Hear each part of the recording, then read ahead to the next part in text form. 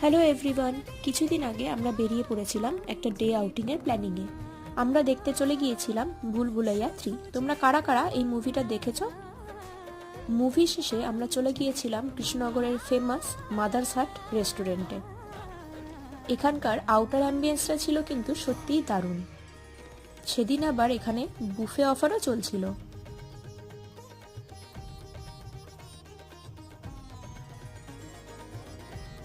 এখানকার ডাইনিং স্পেসটা কিন্তু সত্যি খুব সুন্দর ও স্পেসিয়াস।